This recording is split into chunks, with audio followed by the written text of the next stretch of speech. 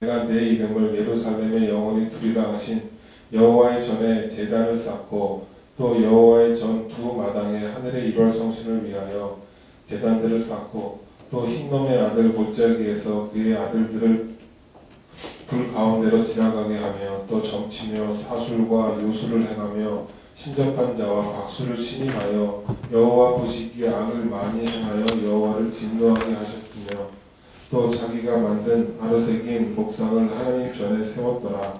옛적에 하나님이 이 성전에 대하여 다윗과 그의 아들 솔로몬에게 이르시기를 내가 이스라엘 모든 지파 중에서 택한 이 성전과 예루살렘에 내 이름을 영원히 둘지라.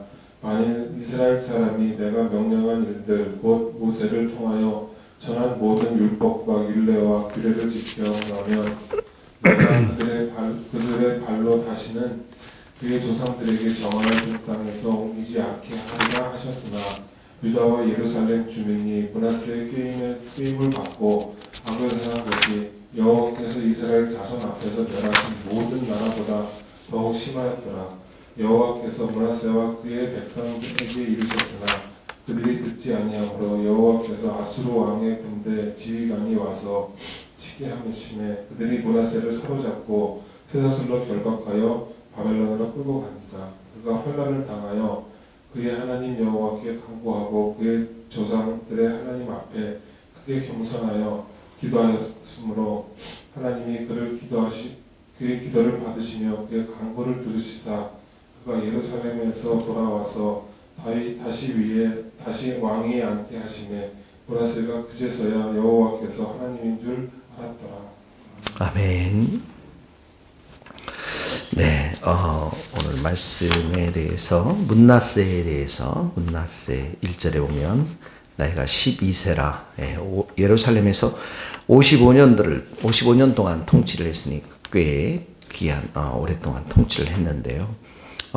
이 말씀을 통해서 우리들 성도들의 정체성이 무엇인가를 두 가지로 말씀하고 있어요. 성도란 누구인가? 성도의 정체성 7절 8절을 먼저 봐야 됩니다.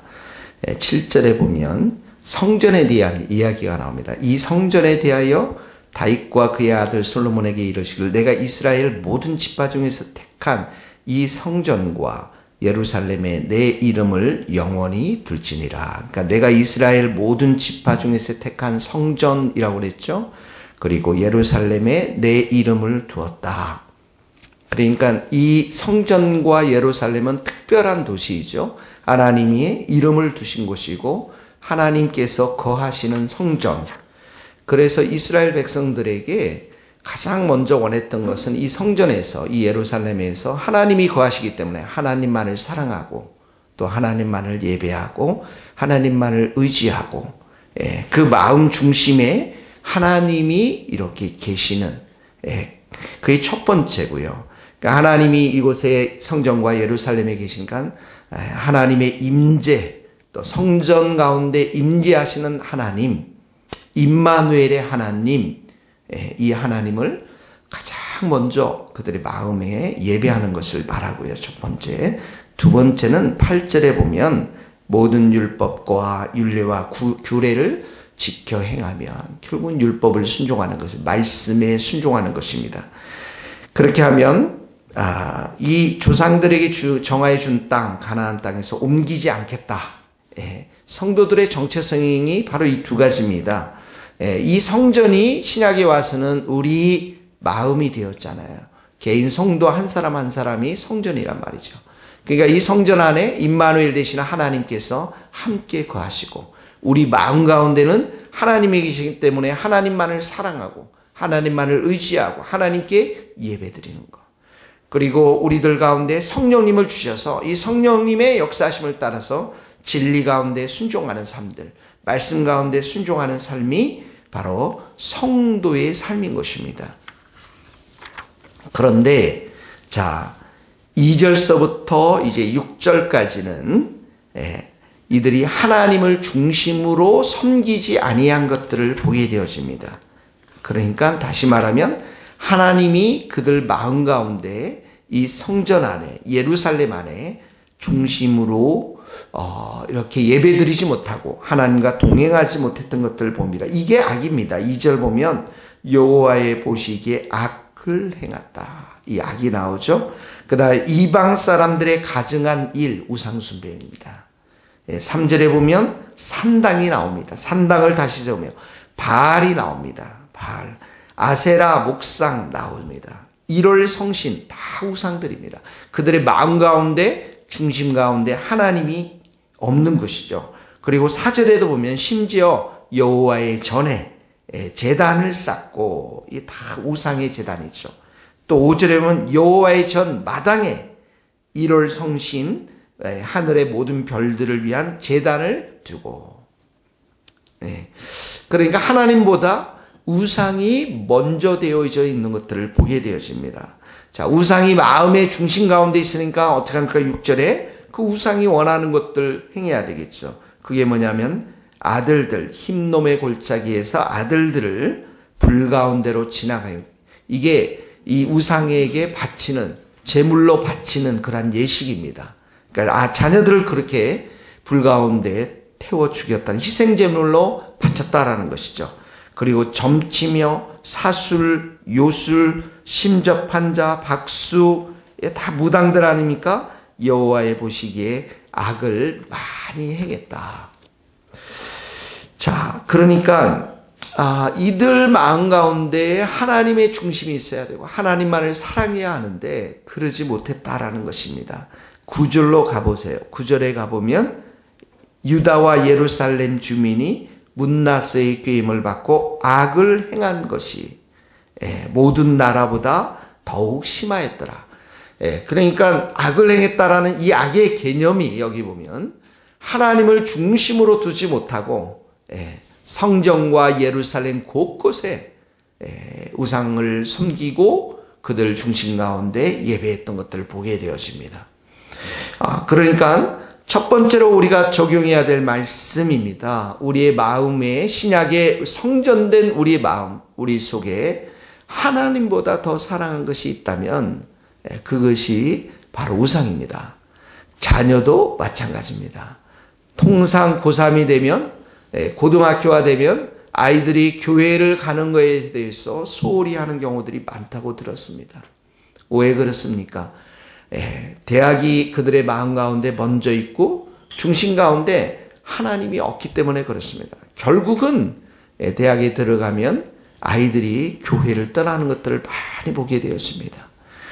하나님보다 우리의 마음속에 더 사랑하는 것이 있다면 그것이 자녀이고 그것이 대학을 가는 것이고 그것이 좀 더 좋은 직장을 얻는 것이고 그 세상에 있는 그 모든 것들이라면 그것은 바로 우상이 될 수가 있는 것입니다. 우리의 마음에는 하나님이 임재한 곳이고 우리들 안에 성령님이 거하시는 것이고 우리 속 중심에는 오직 하나님만을 사랑하고 의지하고 예배하는 것, 이것이 바로 하나님이 우리에게 원하는 것입니다. 오늘 첫 번째 적용의 말씀입니다.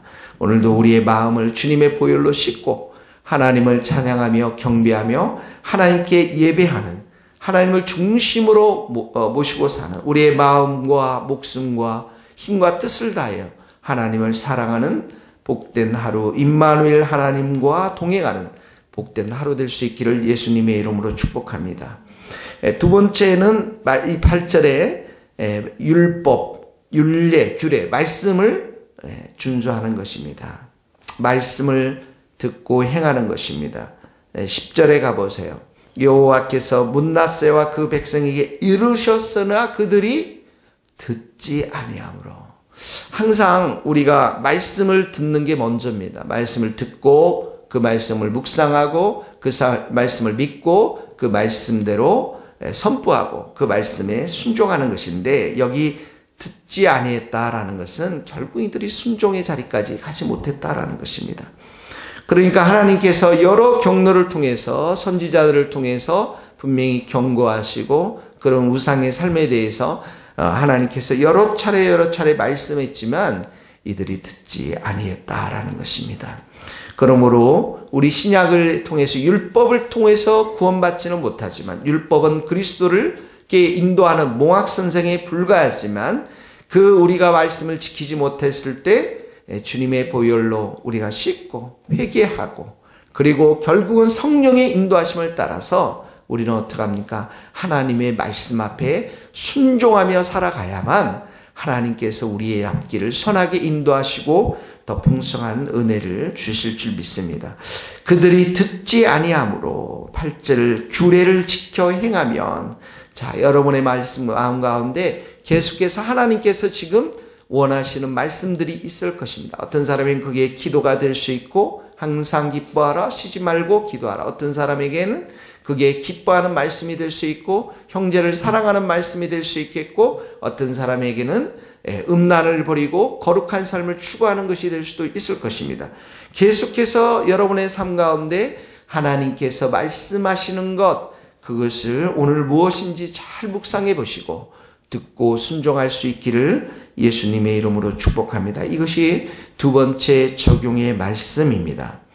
자, 그들 중심 가운데 하나님이 없을 때, 말씀 앞에 순종하지 못할 때 하나님께서는 어떻게 합니까? 이들을 징계하는 거죠. 11절 보시면 여호와께서 아수르 왕의 군대 지휘관들이 와서 치게 하심으로 그들이 문나세를 잡고 쇠사슬로 결박하여 바벨론으로 끌고 간지라. 자, 이게 다른 번역에서는 이렇게 나오고 있습니다. 문나세를 포로로 잡아 코에 고리를 꿰고 청동 사슬로 묶어 바벨론으로 끌어갔습니다. 코에 고리를 꿰었다라는 게 얼마나 아프겠습니까? 청동 사슬로. 얼마나 치욕스럽고 수치스러운 것입니까? 하나님의 징계인 것입니다. 그런데 이 징계가 주어질 때 참 문나세가 12절에 보면 환난을 당하여, 징계를 당하여 간구하고 크게 겸손했다 나오죠. 13절에 기도하였으므로 그의 기도를 받으시며 간구를 들으시고 예루살렘에 다시 왕위에 앉고, 문나세가 그제서야 여호와께서 하나님이신 줄을 알았더라. 가장 높은 곳에서 가장 낮은 곳으로 추락하게 하십니다. 그 왕위의 자리에서 포로 생활로 완전히 내려오게 합니다. 그 자리에서 하나님은 이 고난을 통해서 겸손을 가르치시고 기도를 가르치시는 것입니다. 어떤 기도겠습니까? 회개의 기도겠죠. 만약 이 고난이 문나세에게 없었다면 회개하지 못한 채 악한 삶으로 삶을 마감했을 것입니다. 그러나 하나님께서 이런 긍휼과 하나님께서 이런 징계와 고난을 허락하여 주셔서 다시 한번 그의 삶이 하나님 앞에 올바르도록 그 징계를 허락하신다라는 것입니다. 고난이 그래서 우리의 삶에 유익이 되는 것입니다. 고난받는 것이 내게 유익함이라. 내가 하나님의 말씀 율례를 귀히 여기게 되었다라고 시편의 기자가 고백합니다. 그러므로 오늘 여러분의 삶 가운데 어떤 하나님의 고난, 하나님의 징계가 있는지 잘 보시기를 바랍니다. 고난과 징계가 오기 전에 회개하고 돌이키시되, 혹시 환난을 당하고 고난 당하는 성도들이 있다면 하나님 앞에서 우리 자신의 삶을 잘 돌이켜보고 철저하게 하나님 앞에 회개하며 겸손하고 기도해서 하나님의 은총을 다시 받아 누리는 그러한 하루 될 수 있기를 예수님의 이름으로 축복합니다. 기도하시겠습니다.